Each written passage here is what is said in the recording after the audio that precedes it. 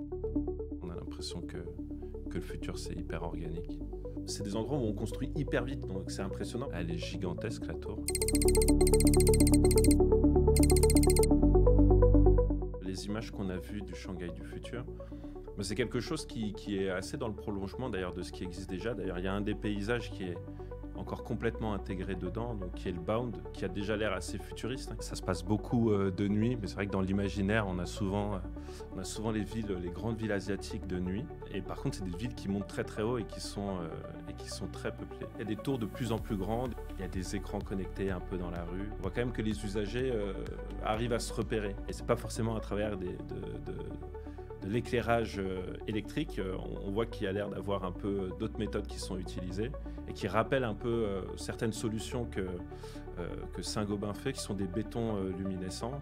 Le béton luminescent, c'est en fait des particules qu'on va mettre dans un béton classique, des particules donc à base de matériaux recyclés qui vont absorber la lumière le jour et qui vont la relâcher pendant des heures et des heures, donc jusqu'à 7 heures. Et donc ce qui permet en fait à la tombée de la nuit de pouvoir guider le chemin des usagers, des passagers, etc. Ce qui permettrait en fait de limiter peut-être l'usage d'écran, l'usage de smartphone, en fait d'être concentré sur notre environnement, d'être guidé par son environnement. Ça peut être mis sur les sols, ça peut être mis sur les murs, ça peut être mis dans tout type de structure en fait.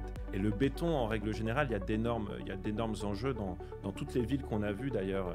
C'est-à-dire que plus les villes grandissent et plus les villes grandissent vite, plus on va avoir besoin de béton. C'est un matériau qui est indispensable pour les fondations, pour aller monter sur des structures résistantes, etc. Le travail de Saint-Gobain aujourd'hui, c'est justement de pouvoir pouvoir produire des bétons qui soient plus durables, des bétons qui vont être beaucoup plus résistants mais à des poids inférieurs, donc ce qui permet d'avoir des structures plus légères, donc de monter plus haut, etc., mais en consommant moins de ciment.